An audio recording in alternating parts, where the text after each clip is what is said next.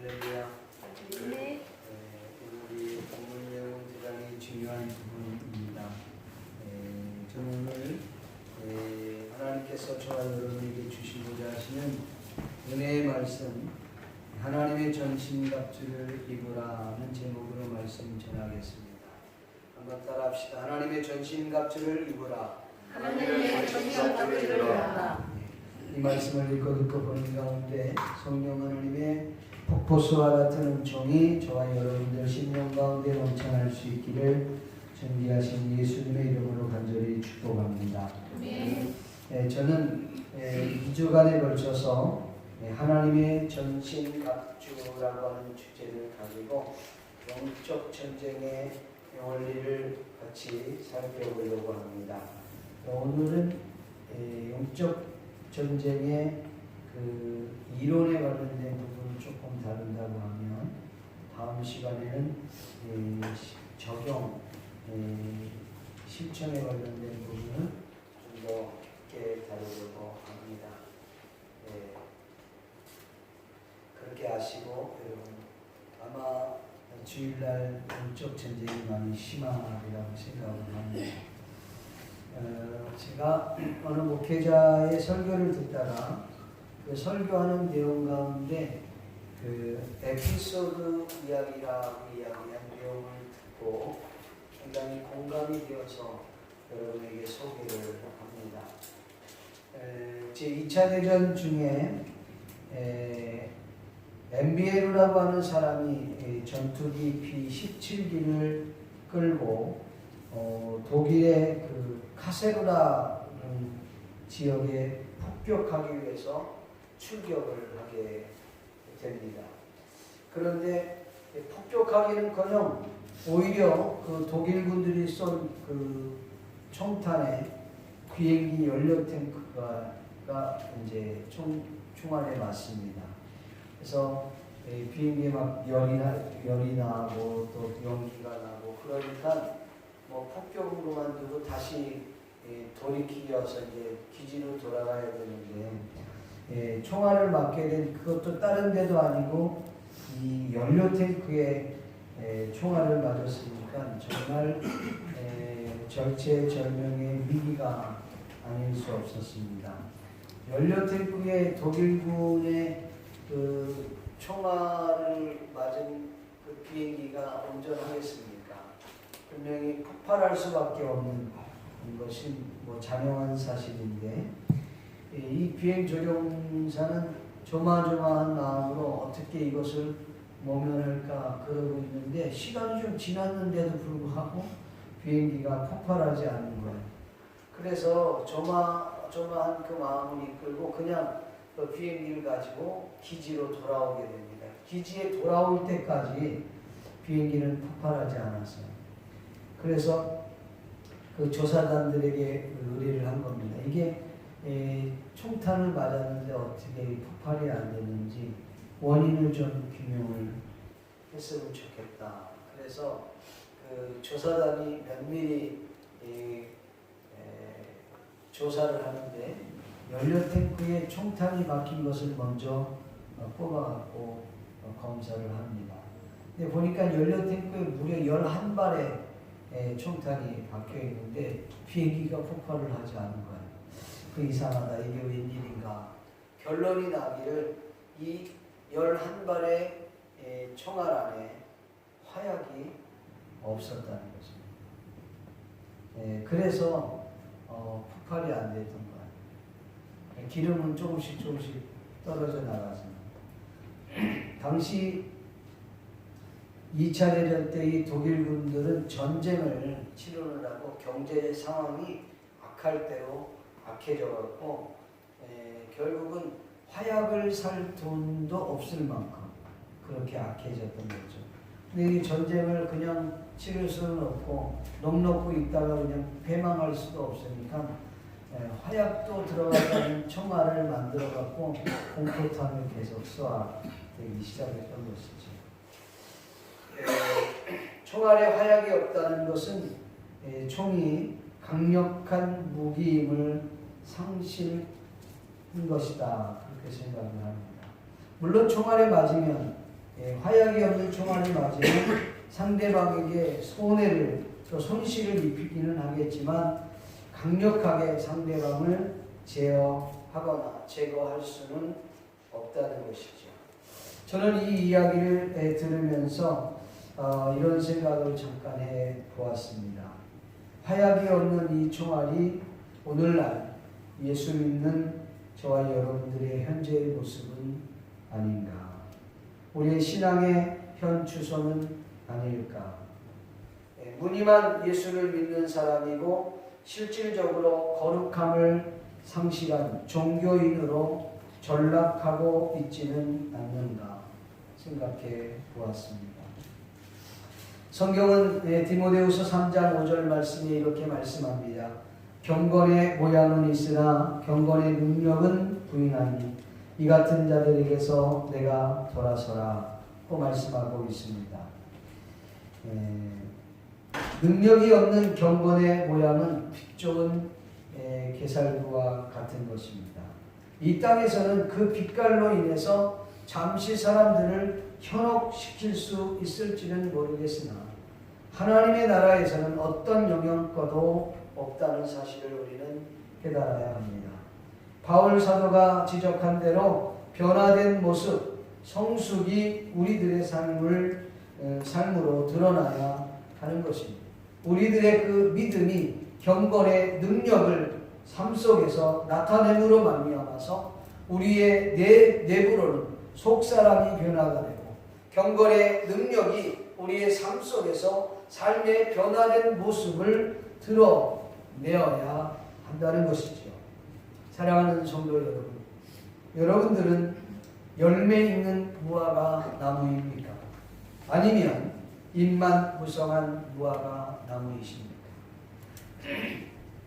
마태복음 21장 17절 이하에 보면 예수님께서 베단이라고 하는 지역에 올라가셔서 하룻밤을 묵으시고 그리고 그 다음날 아침에 예루살렘 성으로 올라가시게 됩니다. 아침에 올라가시는데 너무 배가 고프신지라 옆에 보니까 무화과 나무가 하나 있었는데 그 무화과 나무에 잎이 아주 이렇게 크고 열매가 있을 법한 한 나무였어요. 그곳에 가서 열매를 구하려고 했더니 열매가 없는 것이었어요. 잎만 무성하고 열매는 없었다는 것입니다. 그래서 예수님께서 그 나무를 향하여 이 나무에서는 다시는 열매를 얻지 못할 것이다 라고 저주했더니 그 나무가 즉시로 말라버렸다라고 했습니다. 사람들이 그 이야기를 듣고 깜짝 놀랐어요. 아니 예수님 어떻게 이 무화과 나무가 이렇게 금방 말라버릴 수 있습니까? 주님 말씀 너희가 믿음이 있으면 너희도 이와 같이 할 것이다. 심지어 옆에 있는 이 산을 명하여 바다에 빠뜨리라 하더라도 그 말씀이 그대로 이루어질 것이라고 말씀을 했습니다. 이것이 우리에게 주는 교훈이 뭘까? 어떤 사람은 그렇게 얘기합니다. 여러분 성경 마가복음 11장 13절 말씀에 보면 이 무화과 나무에 관련돼서 이렇게 얘기합니다. 당시에 이 무화과 나무는 열매를 맺을 시기가 아니었다 라는 것이에요. 그러니까 결론은 무화과 나무가 열매를 맺을 시기가 아닌데 예수님께서 열매를 맺는 시기가 아닌 그 나무에게 가서 열매를 구했다는 것입니다. 여러분 무화과 나무가 문제입니까? 열매를 맺을 시기가 아닌 나무에게 가서 열매를 구한 예수님의 문제입니까?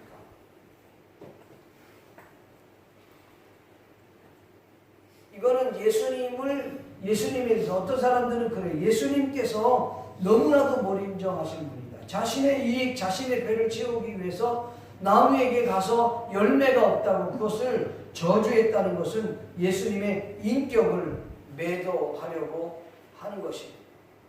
여러분 여기서 예수님께서 왜 그리하셨는가를 다시 자세히 보아야만 합니다. 이 본문의 중요성은 뭐냐라는 것이죠. 예수님께서 왜 나무를 저주했는가? 열매가 없었기 때문에 저주했다는 거예요. 그때는 열매를 맺을 시기가 아닌데 왜 예수님이 그러면 그 나무에게 저주를 했느냐는 것이죠. 여러분, 이 본문의 중요한 부분은 열매가 없는 것도 중요하지만 마치 열매가 있는 모습처럼 잎만 무성했다는 것이지. 그러니까 이 무화과 나무는 말 그대로 잎만 무성하고 알맹이가 없었다. 열매가 없었다는 거예요. 겉은 번지르한데 속 알맹이가 없다는 거예요. 교회는 오래 다녔는데 삶의 능력이 나타나지 않는다는 거예요. 위선을 지적하고 있는 것입니다. 무화과 나무가 열매를 맺을 시기가 아니었다면 그 무화과 나무의 잎도 무성해서는 안 되었다는 것이죠. 그런데 그 무화과 나무는 사람들을 속였습니다. 사람들을 현혹시켰다는 것이죠. 여러분, 능력이 없는 경건이 무슨 의미가 있습니까? 경건의 모양은 중요하지 않습니다. 거룩이 없는 신앙이 무슨 의미가 있습니까? 종교적 문의는 중요하지 않아요. 얼마 전에 우리 제일교단 총회에서 총회가 있었습니다.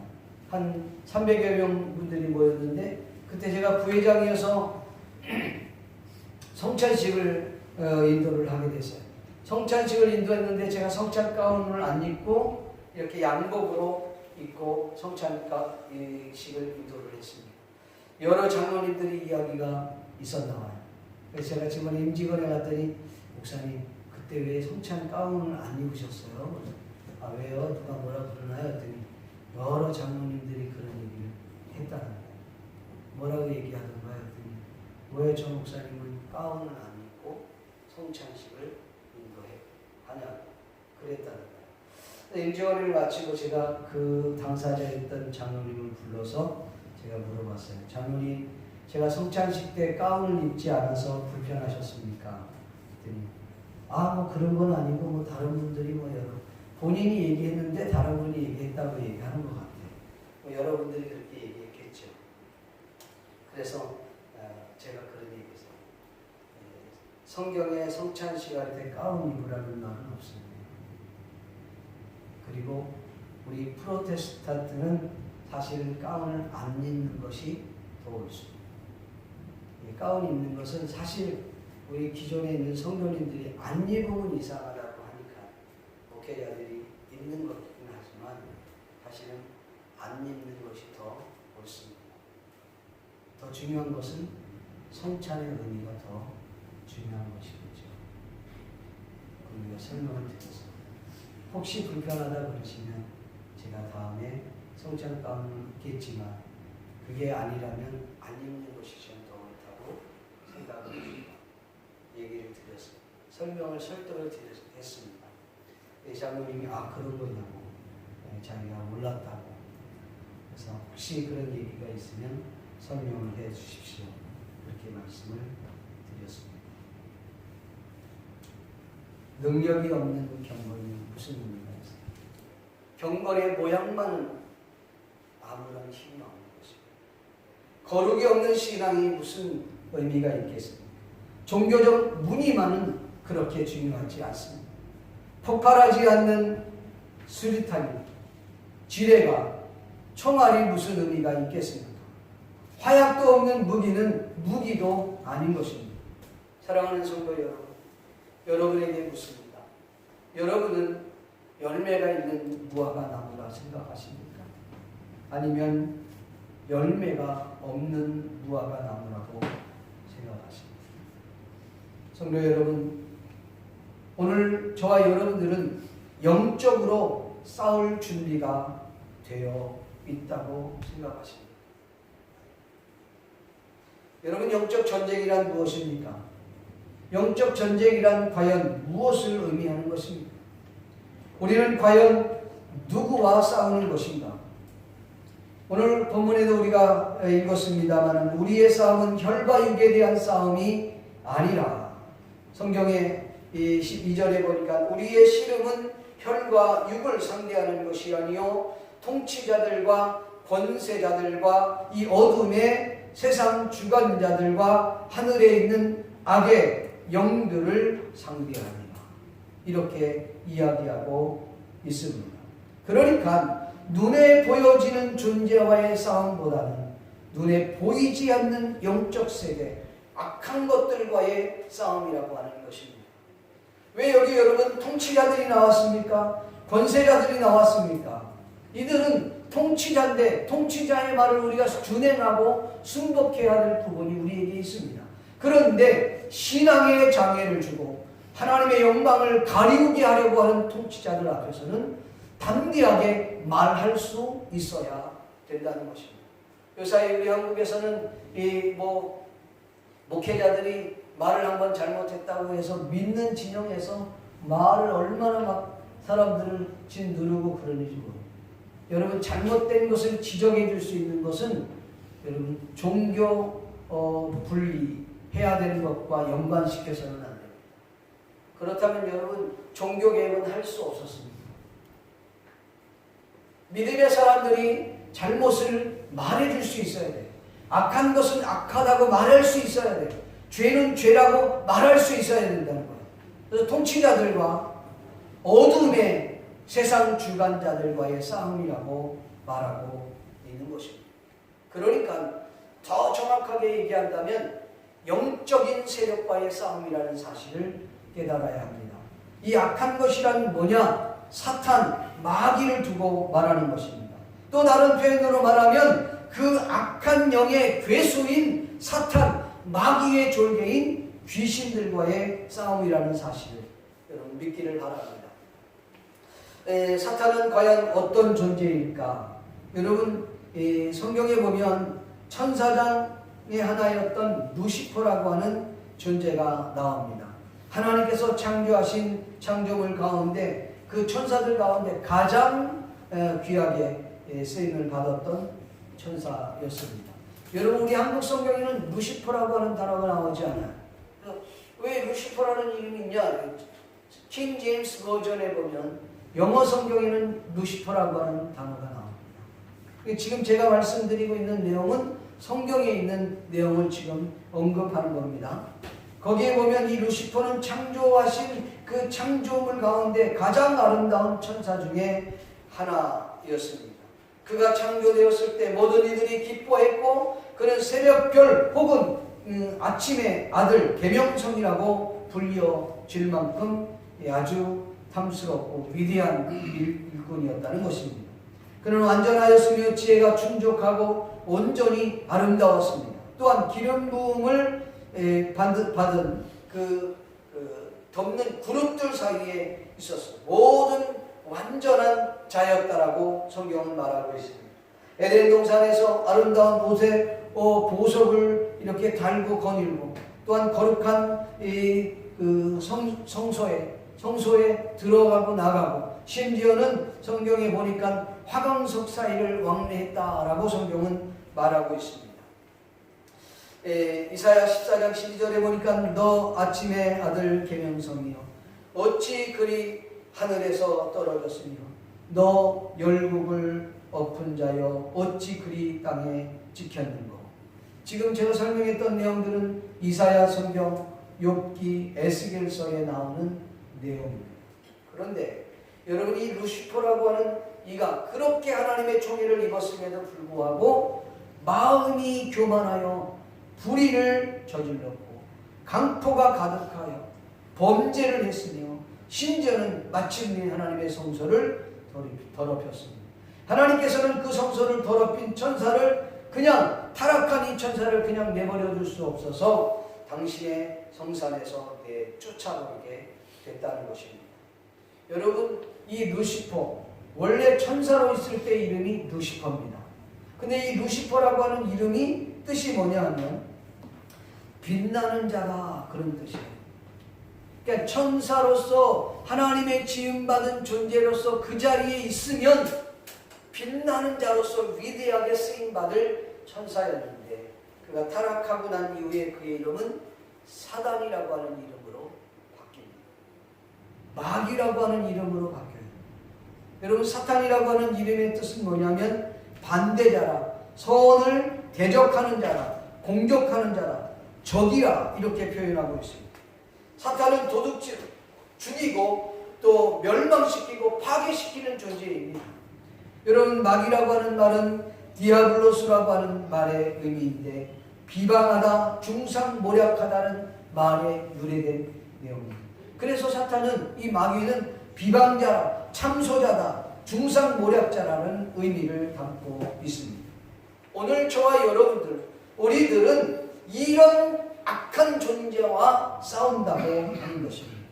이런 악한 존재와 싸우는 존재들이 오늘 저와 여러분입니다. 여러분들은 영적 싸움을 할 준비가 되어 있느냐 것이죠.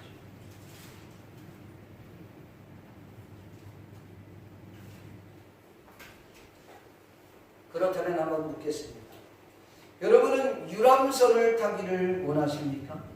아니면 전투함을 타고 싶어 하십니까? 제가 얼마 전에 120만 엔으로 약 한 달 반 정도 그게 무슨 자탄가 지탄가 아무튼 크루즈라고 하는 그 여객선을 타고 세계 일주하는 그런 포스터를 본 적이 있었습니다. 그러니까 옛날에 우리 그 타이타닉 호와 같은 그런 큰 여객선. 요코하마에 갔더니 그런 여객선들이 하나 들어오니까 야, 정말 어마어마하게 크더라고요. 입이 딱 벌어질 정도로 진짜 여기서 축구도 해도 될 만큼 그렇게 넓고 큰데, 제가 물어봤더니 이게 몇 층 정도 되냐 했더니 15층 정도 됩니다. 15층 정도 되는 건물 높이의 이 넓이니 어마어마하게 크더라고요. 가서 보니까 입이 벌어질 정도. 이거 타면 뭐하냐, 이게 그 세계 일주하는 그 배라는 거예요. 그래서 야, 한번 타보고 싶은 마음이 들더라고요. 여러분, 우리나라에서도 얼마 전에 유람선을 타려면 그런 유람선을 타야 됩니다. 조그마한 유람선 타고 가다가 헝가리에서 큰 유람선에 부딪혀갖고 그냥 침몰이 돼서, 제가 알기로는 뉴스에서 다 한 사람도 생존자가 없는 것으로 알고 있는데, 사람들은 이미 다 잃어버린 것 같아요. 뉴스도 안 나오면 잃어버립니다. 그래요. 그게 유람하다가 큰 유람선에 부딪혀갖고 침몰해갖고 한 사람도 30몇 명 가운데 한 사람도 못 살아나신 것 같아요. 정말 안타까운 일이죠. 근데 여러분, 유람이 뭡니까? 유람이라는 것은 이게 다니면서 구경하는 것을 유람한다 그래요. 그러니까 유람선이라는 것은 배를 타고 다니면서 그 경치도 구경하고 또 자신이 먹고 싶은 음식도 이렇게 먹고, 그리고 그 지역의 명물이나 어떤 문화나 그 당시에 거기에 있는 문화유산들이 있는 것들을 구경하면서 즐기는 것을 우리는 유람선을 타고 다닌다고 이야기합니다. 여러분, 유람선을 탄다는 말은 배를 타고 그렇게 즐긴다는 말입니다. 대부분의 사람들은 이와 같이 유람선을 타고 싶어 할 것입니다. 왜냐하면 유람선은 바로 즐기기 위한 배이기 때문입니다. 저도 이와 같은 유람선을 타고 싶습니다. 우리 한국 노래 가운데 이런 노래가 있습니다. 노새 노새 젊어서 노새 늙어지면 못 노나. 젊어서 놀고 늙으면 못 노니까, 그러니까 젊을 때부터 일하지 않고 놀자는 건지는 모르겠지만 어쨌든 그런 노래가 있어요. 누구나 편안하게 쉬기를 원합니다. 자신이 먹고 싶은 것 먹고 자신이 하고 싶은 것 하면서 즐기면서 살고 싶어 하는 것. 그게 대부분의 사람들의 모습은 아니겠습니까? 저도 그렇다고 생각합니다. 그러나 성경은 우리에게 이렇게 말씀합니다. 성경은 여러분, 우리의 인생을 두고 이렇게 말해요. 영적으로 전쟁하는 전쟁터와 같다.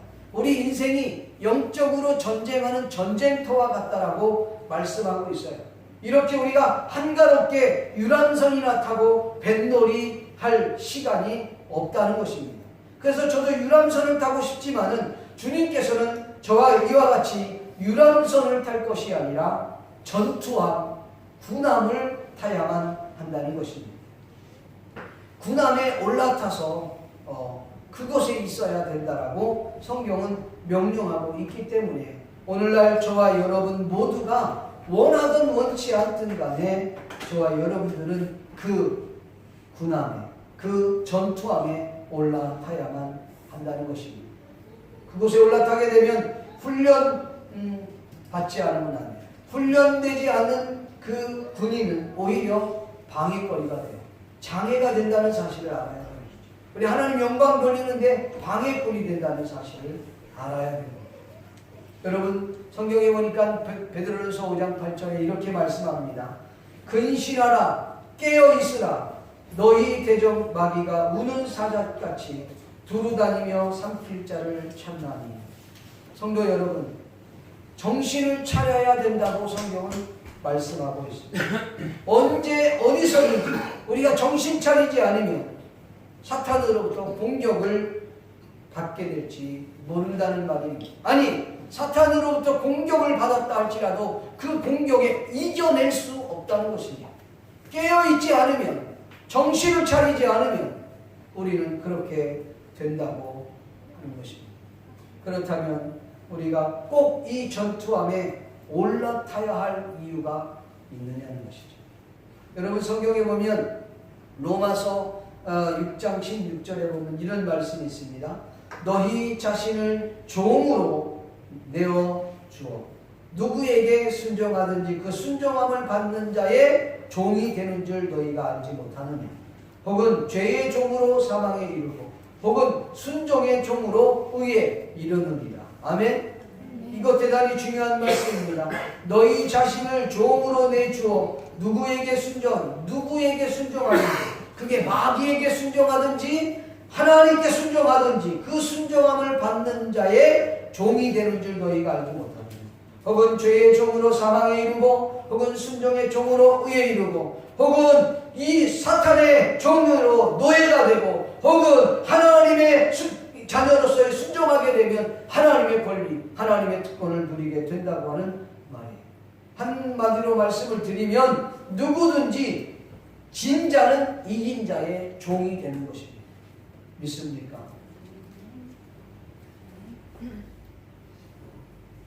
사탄의 종으로 살기를 원한다면, 사탄에게 지배받기를 원한다면 유람선을 타십시오. 혹시 내가 예수님을 믿으면 만사형통 될 거야, 그런 생각을 가지고 예수님을 믿는다면 일찌감치 포기하는 게 좋습니다. 예수님을 믿으면 내가 하는 일들이 잘 되고 모든 것들이 내 계획대로 잘 이루어질 거야, 그렇게 생각하고 기독교를 택했다면 미안하지만 여러분 포기하는 것이 좋습니다. 대부분의 많은 사람들은 예수님을 믿으면서 희희낙낙하고 유람선을 타듯이 즐기면서 살기를 원할 것입니다. 예, 저도 그렇게 원합니다. 나는 원하는데, 육체는 원하는데 주님은 그걸 원치 않아 하신다. 여러분, 유람선을 타는 순간 사탄의 노예가 될 것입니다. 종노릇을 하게 될 것입니다. 그냥 종노릇도 아니고 일평생 동안 그 사탄의 지배 아래서 종노릇을 하게 될 것입니다. 그 지배 아래 놓이게 되면 여러분 비참하고 노예 생활이 시작된다는 사실을 알아야 해요. 그 비참함은 이루 말할 수 없어요. 여러분 상상해 보았습니까? 제가 오래전에, 그것도 한 30년 전에 들어봤거든요. 그 쿤타 킨테라고 하는 영화를 보면서 전 노예가 뭔지를 그때 제대로 봤어요. 우리는 노예 생활을 해본 적이 한 번도 없습니다. 근데 진짜 노예는 뭐냐라는 거죠. 그 사탄의 지배 아래 노예가 되면 그의 지배를 받고 그의 생각대로 살아갈 수밖에 없는 거예요. 사탄의 지배를 받으면 여러분 어떻게 됩니까? 사탄의 생각대로 갑니다. 구체적으로 그건 다음 시간에 얘기를 드리겠습니다. 여러분 노예 생활을 원하는 사람은 그게 편안하다는 거예요. 자기들은 노예는 싫은 것 같은데 몸은 노예를 원하는 거예요. 그러면요, 그걸 추구하게 돼 있어요. 여러분, 우리 자유민주주의 국가, 시장 경제를 추구하는 이 자유주의 국가는요, 다양하게 움직이기를 원하는 거예요. 그게 사실은 가장 아름다운 모습입니다. 그래서 이 어떤 일들을 할 때에 내가 열심히 노력해서 받는 대가들을 얻는 거죠. 그게 여러분 자유민주주의 국가예요. 누군가의 경쟁을 해서 내가 이렇게 얻기를 원하는 것이죠. 근데 전체주의 사회나 공산주의 사회는 그게 아니에요. 우리 다 같이 열심히 일해서 다 같이 똑같이 나누잖아요. 얼마나 좋아요. 어때요? 그 좋지 않나요? 그런데 미안하지만 그것은 이론이고 상상이에요. 왜 안 되는지 아세요? 다 같이 열심히 일하고 다 같이 똑같이 나누자는 것은 인간의 죄성을 빼버린 내용입니다. 인간의 죄성이 없으면 그렇게 되죠. 그러나 인간의 죄성이 있기 때문에 열심히 일을 하고 열심히 그것을 함께 나눌 수 있다는 말이죠. 그게 불가능해요. 우리가 죄성을 갖고 있는 한 그건 절대 불가능해요. 그러니까 여러분 저기 중국에서 같이 일했던 분들 이야기를 들어보면요, 진짜 우리 한국 사람이 10명이 일하는 것이 그분들 100명이 일하는 것만큼 일을 훨씬 더 효과를 낸대요. 그래서 왜 그러냐 했더니 주인 감독관이 있으면 일하는 것 같은데 감독관이 없으면 일 안 해요. 왜? 어차피 시간이 지나면 월급이 나옵니다. 여러분 다 같이 열심히 일을 했어요. 그런 문제가 되는데 그게 아니라 어떤 사람은 열심히 일해서 일하지 않은 사람하고 똑같이 분배를 받는다면 여러분 누가 그걸 하겠어요? 전체주의가 그래요. 공산주의가 그래요. 그러니까 안 되는 거예요. 우리 선교사들, 필리핀의 선교사님들이 옛날에 그랬거든요. 선교사님들이 후원을 받는 거예요. 각자 다 후원을 받는 거예요. 후원을 열심히 받아갖고 어떤 사람은 한 달에 500만 원씩도 받고 어떤 사람은 또 한 달에 400만 원씩도 받고 열심히 막 편지도 쓰고 자기 사역도 소개하고 막 그렇게 해서 그렇게 후원을 받는데 어떤 사람은 한 달에 50만 원도 못 받고 50만 원도 못 받고 20만 원, 30만 원 이런 거. 근데 그것을 전부 다 모아갖고 그 인원수에 분배해서 나누는 거예요. 잘 될까요? 안 될까요? 처음에는 잘 됐는데 그 다음에는 두 번, 세 번 되니까 안 되는 거예요. 내가 뭐라고 이렇게 쇠가빠지게 일을 해요. 지금 그건 다 와야 되고 있어요. 할 수가 없는 거예요. 여러분 목회자들도 선교사들도 죄성이 있기 때문에 그게 안 되는 거예요. 네? 이 노예 생활이라는 게 얼마나 힘든지. 그러니까 무언가의 노예가 되어버리면 그렇게 됩니다. 여러분 북한의 체제가 왜 안 좋다고 정부가 돈을 나눠주는 거 아니에요. 쌀을 배급해 주는 거 아니에요. 거기서 배급을 안 해주면 어떻게 돼요? 굶는 거 아니야. 그러니까 정부에 목을 매요 안 매요? 거기다 맬 수밖에 없는 거예요. 우리 한국에서 청년들에게 실업수당 막 돈 주고 뭐 주고 뭐 노인수당 주고 자꾸 이렇게 주면 사람들이 어떻게 받으면 안 주면 이상하게 되는 거죠. 근데 뭘로 돈 줘요? 그걸 정부에서 뭘로 돈을 주냐고요? 있는 세금을 받아갖고 주는 거 아니에요. 그리고 젊은이들은 거기에 길들여지면 정부의 노예가 되는 거예요. 이거는 전체주의 사회의 모습입니다. 노예는 그런 거예요. 노예가 되면 그때부터는 아무것도 못해요. 그 앞에서 자신에게 먹이를 주는 사람들은 목을 됩니다. 오늘날 저와 여러분이 사탄의 노예가 되면 사탄이 우리에게 필요한 것들을 주는 거예요. 뭘 줘요? 놀아. 편안하게 지내. 우리에게 주시는 그 지역들은 전부 다 사탄이 그렇게 주는 거예요. 그럼 어떻게 돼요? 우리는 사탄의 노예로 삽니다. 이스라엘 백성들이 애굽에서 나오기 전에는 육신은 좀 피곤했지만 먹는 문제는 그렇게 큰 문제가 없었어요. 먹는 부분. 그래서 교육하는 부분에 그렇게 큰 문제가 되지 않았어요. 그런데 하나님께서 모세를 통해서 이스라엘 백성들을 출애굽시킵니다. 어떻게든 출애굽을 해야지. 홍해를 건너는 순간부터 그들은 고난이 시작입니다. 고난이 오고 어려움이 오고 자유로운 것도 있지만 그들에게 육체적 고난이 찾아오니까 그들은 뭐라고 해요? 그런 고난이 오고 어려움이 올 때마다 새로운 지도자를 세워서 우리가 애국으로 돌아가자. 다시 종살이 하자는 거예요. 노예 생활을 하고 싶다는 거예요. 이게 바로 여러분 사탄이 우리에게 주는 내용이에요. 편안하게 원하십니까? 차라리 교회를 안 다니면 훨씬 더 편할 거예요. 왜? 주일날 매이지 않으니까. 근데 주일날 교회 오는 것까지는 사탄은 뭐라고 해요? 원하지는 않았지만 자기가 간다고 하니까 그래 가. 대신 좀 늦게 가. 늦게 가게끔 하는 거야.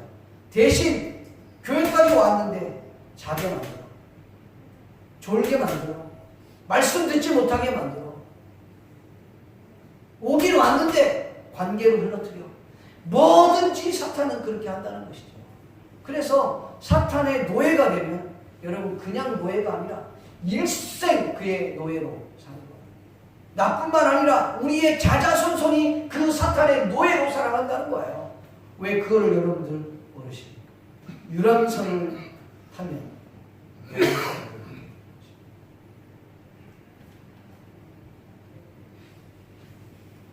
야 하나님이 뭐냐? 신앙이 뭐고 다 필요 없어. 내가 편하면 되는 거지. 그게 여러분 유람선을 타겠다고 하는 우리의 생각입니다. 어쩌면 그것은 너무나도 당연한 모습이지 뭐. 왜? 육신의 몸을 갖고 있기 때문에. 그러나 오늘 저와 여러분이 전투함에 올라타야만 하는 이유가 있습니다. 여러분 전투함에 그 군함에 올라탈 때 하나님께서 일을 하십니다. 여러분 전투함에 올라탄다고 하는 것은 결단입니다. 전투함에 올라타서 훈련을 받겠다고 하는 것은 여러분 결단 없이는 되지 않습니다. 고생이 되더라도 하나님의 자녀다운 삶을 살겠다고 하는 것은 결단이 필요한 것입니다. 이와 같이 결정한 이들은 이긴 자의 자손이 된다는 것입니다. 하나님의 영광을 위해 살기를 원한다면 전투함에 올라타시기를 주의 이름으로 축원합니다. 전투함에 올라타면 여러분 몸은 좀 힘들고 고단할지는 모르지만 영적으로 하나님과의 깊은 만남을 갖게 될 것입니다. 풍성한 삶을 누리게 될 것입니다. 내가 온 것은 양으로 생명을 얻게 하고 더 풍성히 얻게 하려 하십니다. 믿습니까? 전투함에 올라타야 훈련을 받고 그 고난을 통과해야 그 승리자로서 이긴 자로서의 그 특권을 누리게 된다는 사실을 깨닫기를 주의 이름으로 축복합니다.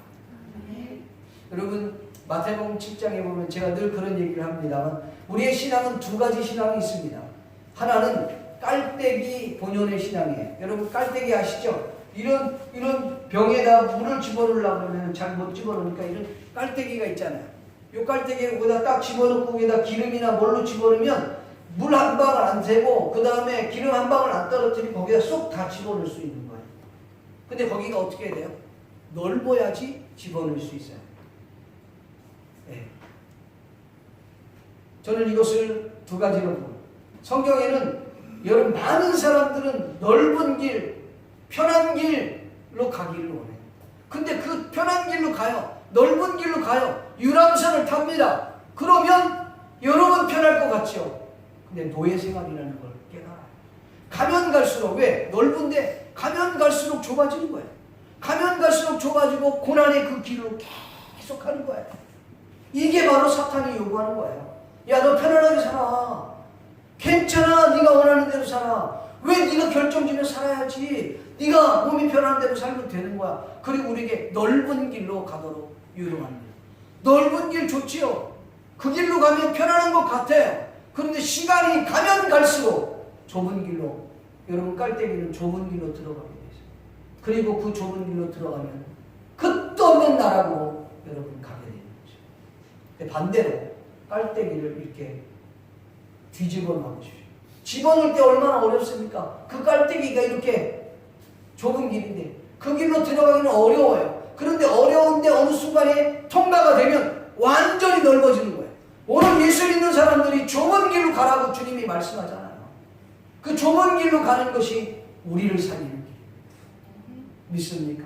전투함에 올라타는 것입니다. 우리는 왜 그것을 누리지 못합니까? 예전에 제가 금요일 날도 그런 얘기 했습니다만 우리나라의 이성봉 목사님이라고 그 유명하신 목사님 설교를 한번 설교하시고 한강에서 집회를 하면 어마어마한 사람들이 모이고 집회가 뭐 엄청나게 역사가 일어나는데 그분을 늘 모시고 다녔던 조사 한 분 있어요. 전도사라고 지금으로 말하면 전도사죠. 그 조사가 그 이성봉 목사님을 그리워하면서 쓴 글입니다. 자서전에. 그 자서전을 제가 읽었는데 그 자서전에 보니까 이 이성봉 목사님은 걸어다닐 때도 그냥 안 걸고 두 손을 이렇게 꼭 쥐고 다녀요. 그래서 목사님 왜 이렇게 편안하게 이렇게 손 펴고 가면 좋은데 이렇게 쥐고 가세요? 그랬더니 그분이 하는 말, 나 지금 주님과 손잡고 간다. 그러니까 평소에도 주님과 손잡고 간다고 생각하면서 이렇게 간다. 옛날은 그 길이 여러분 아스팔트 길이 없으니까 다 길이 평평하지 않고 울퉁불퉁하잖아요. 그래도 길이 많이 다녔던 그 길은 좀 평평하고 잘 다니지 않았던 그 길들은 어떻게 울퉁불퉁하고 자갈이 있고 근데 목사님 꼭 가면 꼭 그 자갈길 울퉁불퉁한 그 길을 가는 거예요. 그 목사님 왜 그 길을 가요? 이 목사님 하시는 말씀, 나 지금 주님과 함께 좋은 길 가는 거예요. 이렇게 고백했다. 여러분, 전투함에 탄다는 것은 쉬운 것 아닙니다. 예수 믿는 것 쉬운 것 아닙니다. 예수님 믿고 쉽게 살려고 한다면 미안하지만 하나님의 교회를 떠나는 것이 훨씬 더 쉽습니다.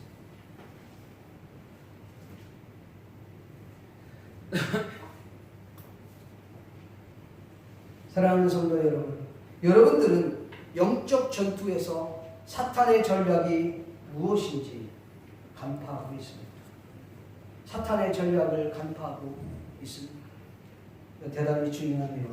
사탄의 전략을 간파했다면 오늘날 저와 여러분의 삶은 이렇게 질척질척한 인생을 살지는 않을 것입니다.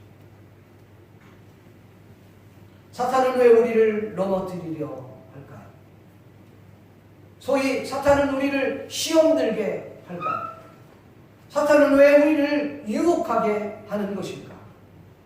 여러분 어떻게 생각하십니까?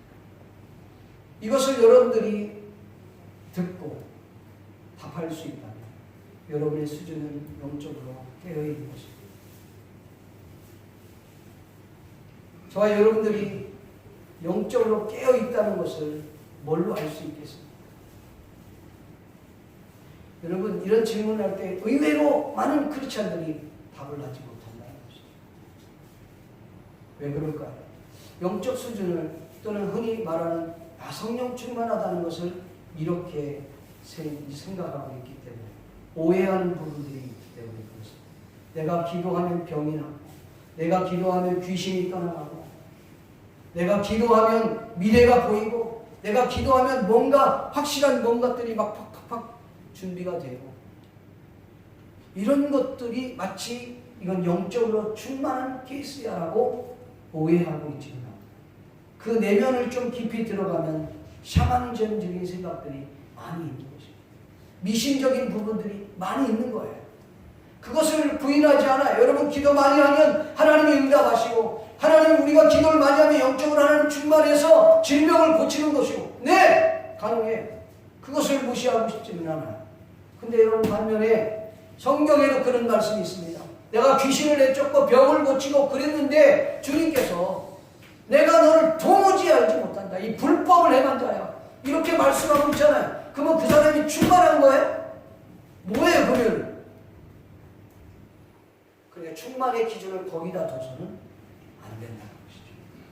예, 기도해서 여러분이 응답받는 것도 중요해요. 우리가 기도함으로 말미암아 병을 고치는 것도 중요합니다. 근데 내가 고치는 게 아니에요. 미안하지만 하나님이 우리를 통해서 우리를 도구로 삼아 그와 같은 일들을 행하시는 것이죠. 믿습니까? 네. 그렇다면 저와 여러분들이 이 질문에 답을 할 수 있어야 됩니다. 우리의 삶 그 자체가 영적 전투임을 저와 여러분이 인정해야 합니다. 아니, 여러분들이 인정하든 인정하지 않든 이것은 사실입니다. 팩트입니다. 실질적으로 사탄은 우리를 우는 사자처럼 달려들어서 우리를 물어뜯으려고 하고 있습니다. 사탄의 졸개인 이 귀신들은 마치 하이에나들처럼 전략적으로 때려지어서 우리에게 공격하려고 하고 있다는 것입니다. 단지 우리가 인식하지 못하고 있는 것이죠.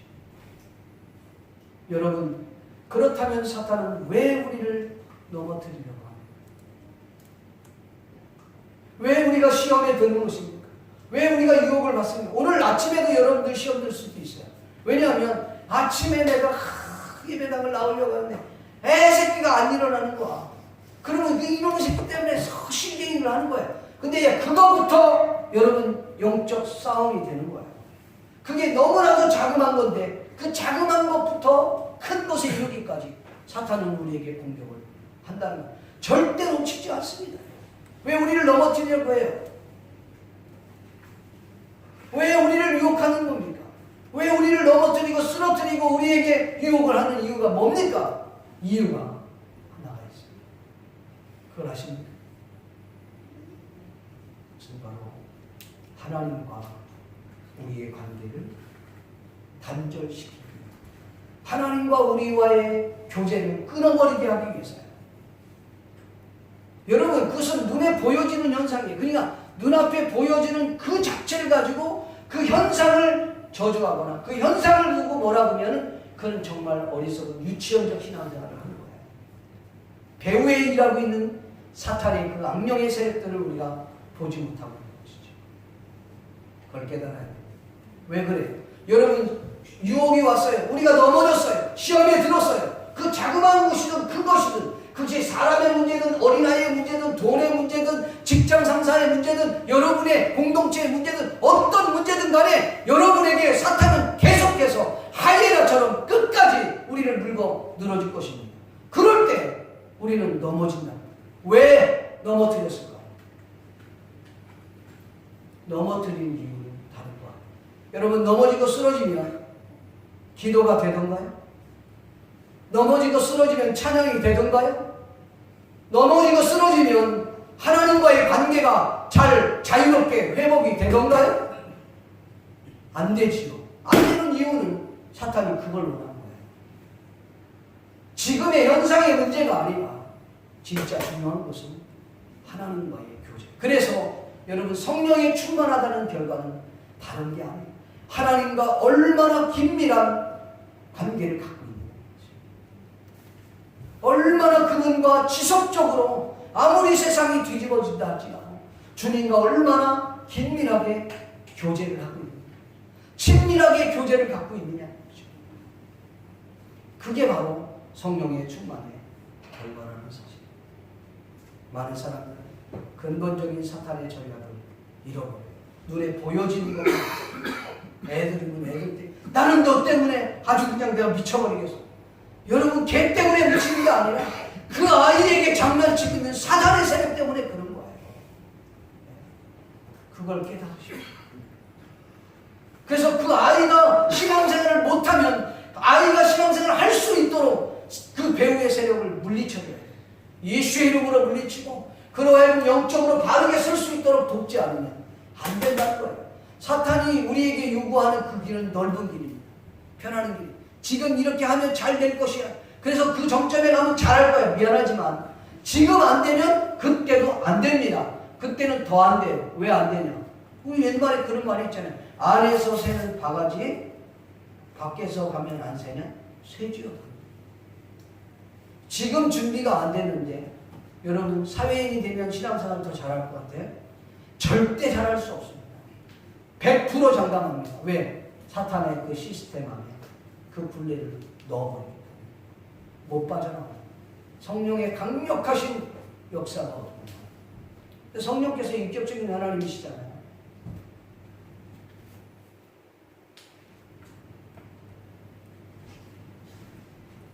그래서 하나님과 그 교제를 깊이 해야 합니다. 이에 대한 부분들은 다음 시간에 좀 더 깊이 나누려고 합니다. 마지막으로 하나님께서 성도들에게 왜 전신갑주를 입으라고 했을까? 전신갑주라는 말이 무슨 말이냐? 당시 로마 군사들이, 아니 좀 더 정확하게 얘기하면 특히 로마의 장군들이 입는 갑옷입니다. 그러니까 머리부터 아주 발끝까지 완전히 무장하는 거예요. 중무장. 중무장 해갖고 화살이 오든 칼이 오든 해서 상처가 나지 않고 생명을 보호하고 몸을 보호하기 위해서 그 옷을 입는 거예요. 전신갑주. 그런데 바울 사도는 오늘 에베소 교회를 향해서 이렇게 말합니다. 하나님의 전신갑주를 입어. 왜 하나님의 전신갑주를 입어야 하느냐? 이유는 11절입니다. 같이 한번 읽어볼까요? 시작. 마귀의 관계를 등이 대적하기 위하여 하나님의 전신갑주를 입어라. 아멘. 여기 보니까 마귀의 관계를 이기기 위하여, 마귀의 관계를 능히 대적하기 위하여. 그러니까 마귀의 관계를 능히 대적하려고 한다면 여기 전신갑주를 입어야 된다는 것입니다. 믿습니까?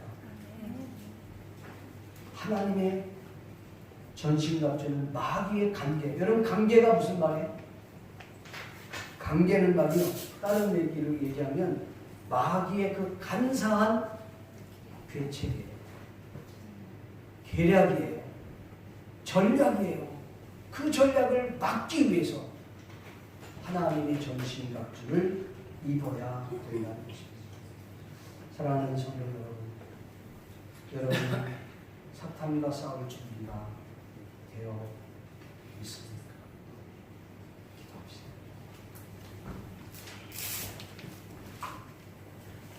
주님, 시간 정말 마음에 있습니다.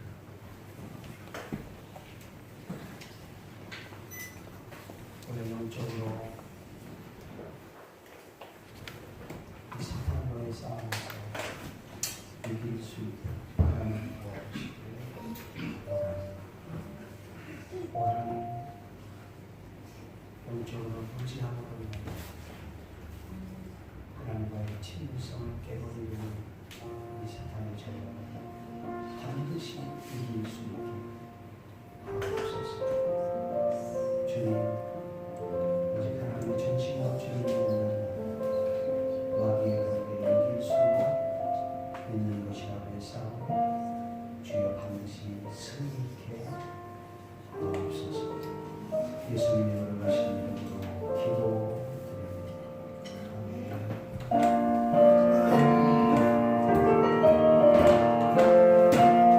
박수 치면서 하나님 앞에 나아가겠습니다. 전선을 가게 가는 성도들 앞길에 장미를 들여와라. 우리를 인도하시니 외치는 바로 있는 자를 앞으로 전선을 가게 나가세. 전선을 가게 나가세. 모든 천사를 영광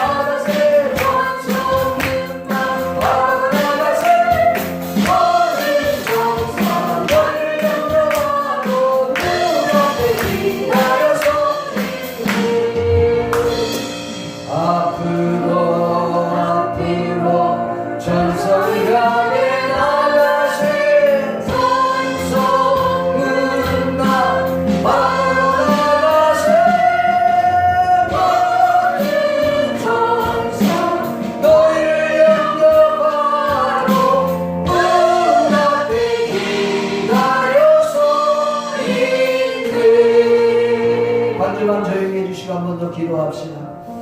하나님, 나는 열매 있는 무화과인지 인만무성한 무화과인지 한번 우리 자신을 돌아보게 해 주시옵소서. 하나님, 겉만 번지르한 사람이 아닌지, 속은 없고 알맹이는 없고 그런 사람은 아닌지 돌아보게 해 주시옵소서. 하나님, 나는 유람선만을 타려고 하고 있지는 않은지, 전투함을 타고 하나님의 영광을 위해서 희생하려고 하고 있는 종인지 한번 우리 자신을 돌아보게 해 주시옵소서. 하나님, 나는 이 전투함에 올라타야 되겠습니다. 결단해야 되겠습니다. 사탄의 노예가 아니라 하나님의 자녀로 놀라운 하나님의 그 특권을 누리며 살아갈 수 있게 해 주시옵소서. 우리 같이 한번 합심하여 말씀을 생각하며 동성으로 주여 한번 부르고 기도하기를 원합니다. 기도하겠습니다. 주여! 고마우시고 자비로우신 아버지 하나님, 하나님의 은혜와 은총을 감사합니다. 오늘 거룩한 주일을 맞이하여서 사랑하는 성도들이 원근 격지서라고 예배할 수 있도록 도와주시길 감사합니다. 과연 나는 어떤 영적 전투할 자격이 있는지, 영적 싸움을 할 준비가 되어 있는지 우리 자신을 돌아보기를 원합니다. 아버지를 그녀 살고 열매 없는 빛과 개살과 같은 사람은 아닙니다. 하나님이여, 무화과는 열매 있는 무화과는 아니면 입만 무성한 그런 아버지를 명령을 하는 우리 자신을 돌아보게 하시기 원합니다. 아버지를 위하여 어떤 경건이 무슨 의미가 있겠습니까?